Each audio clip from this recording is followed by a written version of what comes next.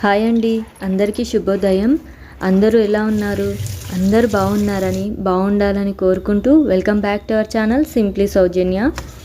ఈ వీడియోలో మార్కెట్ నుండి తెచ్చుకున్న కూరగాయలను గాలికి తగవలసినవి బయట, ఫ్రిడ్జ్లో పెట్టుకోవాల్సినవి ఫ్రిడ్జ్లో ఎలా వాష్ చేసి ఆర్గనైజ్ చేసుకున్నాననేది మీతో షేర్ చేసుకుంటున్నాను. ముందుగా కూరగాయలు తీసుకురావడానికి వెళ్ళేటప్పుడు ఇలా 2 బ్యాగ్స్ని అయితే తీసుకెళ్తాను. ఒకటి ఆకుకూరలకు, ఒకటి కూరగాయలకు. ఇలా మనం వెంట బ్యాగులు తీసుకొని వెళ్ళడం వల్ల ప్లాస్టిక్ కవర్లో కూరగాయలు తీసుకోవాల్సిన అవసరం ఉండదు. అలాగే ఇలా చేయడం వల్ల ప్లాస్టిక్ వాడకం కొంచెమైనా తగ్గించిన వాళ్ళం అవుతాము. నేను కూరగాయలన్నిటినీ ఇలా ఒక బ్యాగ్లో వేసుకొని తీసుకొస్తాను. మేమున్న ఏరియాలో వారానికి ఒకసారి మార్కెట్ ఏర్పాటవుతుంది. నాకు వారానికి సరిపోయే కూరగాయలన్నీ ఆ రోజే తీసుకొచ్చుకుంటాను. మార్కెట్ నుంచి తీసుకొచ్చిన కూరగాయలన్నిటినీ ఒక గిన్నెలో నీళ్లు పోసుకొని అందులో కల్లుప్పు అలాగే వంట సోడా వేసి ఒక 5 to 10 minutes కూరగాయలన్నిటినీ సోక్ చేస్తాను. 5 minutes సోక్ చేసిన వాటర్లోనే కూరగాయలను ఇలా బాగా రుద్ది కడుగుతాను. అప్పుడే వాటిపైన స్ప్రే చేసిన పురుగులు.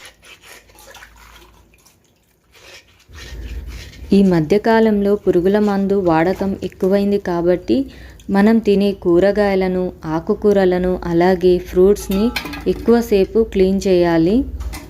వీటిని సరిగ్గా క్లీన్ చేయకపోవడం వల్లనే ఈ మధ్య ఆరోగ్య సమస్యలు ఎక్కువవుతున్నాయి. ఇలా క్లీన్ చేసిన తర్వాత చిల్లులున్న జల్లెట్లు అయితే వేసుకుంటాను. వేసుకొని ఒకసారి రన్నింగ్ వాటర్ కింద ఇలా క్లీన్ చేసుకోవడం వల్ల పురుగుల మందు 90% రిమూవ్ అవుతుంది.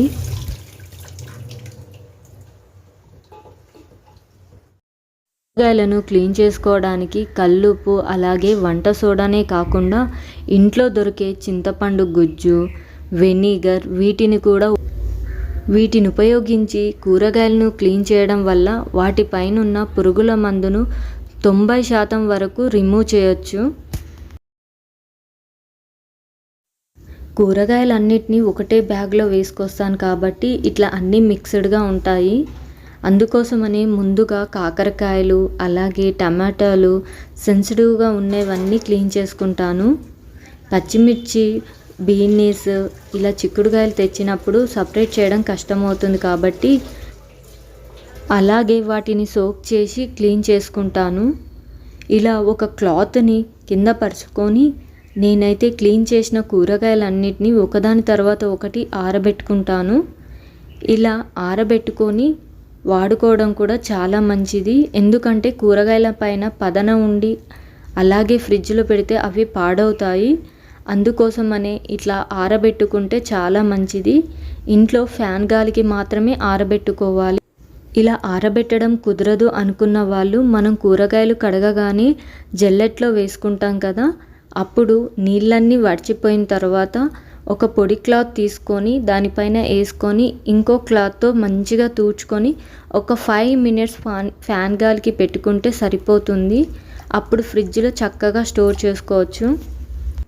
మట్టి ఎక్కువగా ఉన్న కూరగాయలను, ఆకుకూరలను ఇలా లాస్ట్లో కడుక్కుంటాను. చామదుంపలు, అల్లము అలాగే ఆకుకూరలకు చాలా మట్టి ఉంటుంది. వీటిని చివర్లో కడుక్కోవడం వల్ల వేరే వెజిటేబుల్స్కి ఈ మట్టి అనేది అంటకుండా. అన్ని వెజిటేబుల్స్ క్లీన్ చేయడం అయిపోయింది. క్లీన్ చేసిన తర్వాత ఇలా ఒక క్లాత్ని కింద పరుచుకొని నేను 1 by 1 కూరగాయలను అయితే ఆరబెట్టుకుంటాను. మాకు మార్కెట్ నైట్ టైంలో కాబట్టి నేను కూరగాయలన్నీ నైట్ టైమే తీసుకొస్తాను. అందుకని ఈ క్లీనింగ్ ప్రాసెస్ అంతా నైటే పెట్టుకొని ఇలా ఆరబెట్టుకుంటాను. నెక్స్ట్ డే మార్నింగ్కి వీటిని ఇలా నా దగ్గరున్న బాక్స్లలో ప్యాక్ చేసుకొని ఫ్రిడ్జ్లో పెట్టాల్సినవి ఫ్రిడ్జ్లో, బయట గాలికి పెట్టవలసినవి బయట ఇలా ఆర్గనైజ్ చేసుకుంటాను. టమాటోలు, దుంపజాతికి చెందిన పొటాటోస్ అలాగే చామగడ్డలు వీటిని ఫ్రిడ్జ్లో పెట్టకూడదు కాబట్టి నేను బయట పెట్టుకుంటాను.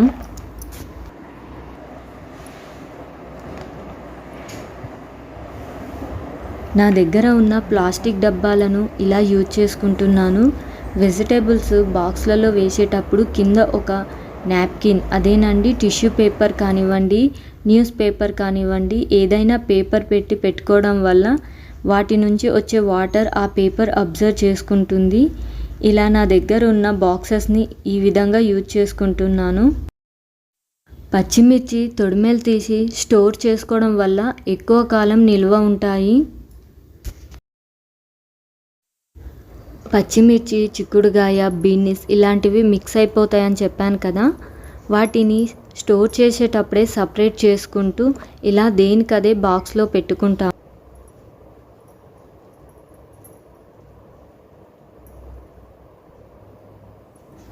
ఇలా కూరగాయలన్నిటినీ ముందే వాటర్లో కడగడం వల్ల వాటి మీద ఉన్న దుమ్ము, ధూళి అంతా రిమూవ్ అయ్యి ఫ్రిడ్జ్లో పెట్టినప్పుడు ఫ్రిడ్జ్ కూడా నీట్గా ఉంటుంది. వంట చేసేటప్పుడు కూడా ఎక్కువ హడావుడి లేకుండా వెంటనే నార్మల్ వాటర్లో వేసి కట్ చేసుకొని వాడుకోవచ్చు.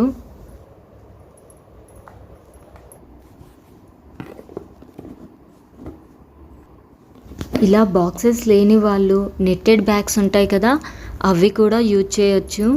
లేదు అంటే ప్లాస్టిక్ కవర్స్ కూడా వాడుకోవచ్చు. ప్లాస్టిక్ ఎంత తక్కువగా వాడితే అంత మంచిది. ప్లాస్టిక్ కవర్లకి బదులు క్లాత్ బ్యాగ్స్ ఉంటాయి కదా, వాటిని కూడా వాడుకోవచ్చు. ఇంట్లో ఏవైనా మిగిలిపోయిన పచ్చిమిర్చి ఉంటే నేను ఈ విధంగా చేస్తాను. ఫ్రెష్గా తెచ్చిన పచ్చిమిర్చిలో అడుగున పెట్టుకొని పైన ఒక పేపర్ పెట్టేసుకొని ఆ పైన ఇంట్లో ఉన్న పచ్చిమిర్చిని అయితే ఇలా స్టోర్ చేసుకుంటాను. ఇలా స్టోర్ చేసుకోవడం వల్ల ఫ్రెష్వి పాతవి మిక్స్ అవ్వకుండా ఉంటాయి. అదేవిధంగా ఇంట్లో ఉన్నవి ముందుగా వాడుకోవడానికి ఈజీగా ఉంటుంది. నిమ్మకాయల రేటు కొంచెం తగ్గిందని చెప్పి ఎక్కువగా తీసుకొచ్చాను పచ్చడి పెడదామని. ఇంకొకటండి, నిమ్మకాయలు ఇట్లా గాజు సీసాలో స్టోర్ చేయడం వల్ల ఎక్కువ కాలం ఫ్రెష్గా ఉంటాయి. లేదు అనుకుంటే నిమ్మకాయలకి పేపర్ నాప్కిన్ చుట్టి స్టీల్ బాక్స్లో స్టోర్ చేసినవి ఫ్రెష్గా ఉంటాయి. ఇంకా లేదు, ఇంకా ఫ్రెష్గా ఉండాలి, జ్యూసీగా ఉండాలి, రసం ఎక్కువగా రావాలి అనుకున్న వాళ్ళు ఇదే గాజు సీసాలో వాటర్ పోసి నిల్వ చేసుకున్న ఒక 1 month వరకు ఫ్రెష్గా ఉంటాయి నిమ్మకాయలు అనేవి. లేకపోతే ఇలా కవర్లో పెట్టిన ఉంటాయి. ఇవి చూసారా, నేను నిమ్మకాయలు తెచ్చి 15 రోజుల పైన అవుతుంది, అయినా ఇంత ఫ్రెష్గా ఉన్నాయో. ఇలా కవర్లో కూడా స్టోర్ చేసుకోవచ్చు.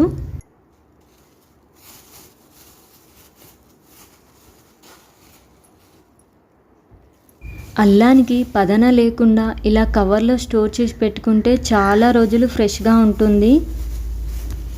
నేను చాలా తక్కువ వాటికి మాత్రమే ఈ విధంగా ప్లాస్టిక్ కవర్ అనేది యూజ్ చేస్తాను. నా దగ్గరున్న ఐస్ క్రీమ్ బాక్సెస్ కానివ్వండి, వేరే ప్లాస్టిక్ ఐటమ్స్ అన్నీ రీయూజ్గానే వాడుతూ ఉంటాను. ఇలా అన్ని కూరగాయలని బాక్స్లో పెట్టుకున్న తర్వాత ఫ్రిడ్జ్లో ఈ విధంగా ఆర్గనైజ్ చేసుకుంటాను. ఫ్రిడ్జ్ కూడా ఇలా స్టోర్ చేసుకోవడం వల్ల చూడడానికి ఎంతో నీట్గా చాలా బాగా అనిపిస్తుంది.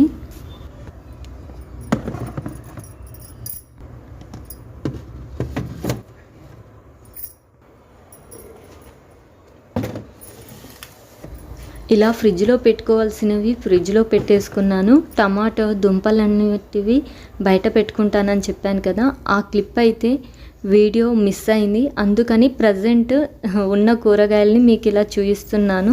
అదేనండి, టమాటోస్, క్యాబేజీ, చామదుంపలు, ఆలు, వెల్లుల్లి ఇవన్నీ ఇలా నాకు అందుబాటులో బయట గాలికి తగిలేలా పెట్టుకుంటాను. నార్మల్గా కరివేపాకు, కొత్తిమీర, పుదీనా ఇవి ఎక్కువగా వాడుతూ ఉంటాం కదా, వాటిని కూడా ఈ విధంగా బాక్స్లో స్టోర్ చేసుకుంటున్నాను.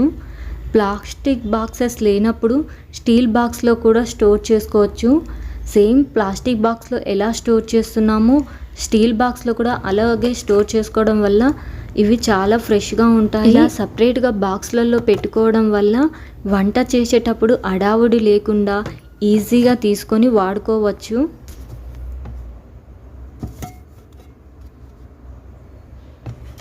పువ్వులు కూడా ఇలా స్టోర్ చేసుకుంటాను. పువ్వులు అనేది కవర్లో అలాగే పెట్టుకోకుండా కవర్ని స్టీల్ బాక్స్లో పెట్టి స్టోర్ చేసుకోవడం వల్ల ఎక్కువ రోజులు మనకి ఫ్రెష్గా ఉంటాయి. వెల్లుల్లిపాయలను కూడా కొన్నిటిని ఇలా పొట్టు తీసి బాక్స్లో స్టోర్ చేసుకుంటాను, పోపు పెట్టేటప్పుడు వాడడానికి ఈజీగా ఉంటుందని. ఆకుకూరల విషయానికి వస్తే ఆకుకూరలు ఎప్పుడు కూడా ముందుగా కట్ చేసి పెట్టుకోవద్దు. అందుకని ఇలా క్లాత్ బ్యాగ్లో పెట్టి ఫ్రిడ్జ్లో అయితే స్టోర్ చేసుకుంటాను. ఈ వీడియో ఇంతేనండి. వీడియో నచ్చితే ఒక లైక్ చేసి నా ఛానల్ని సబ్స్క్రైబ్ చేసుకోండి. సబ్స్క్రైబ్ చేసుకుని అక్కడ బెల్ సింబల్ని క్లిక్ చేయండి.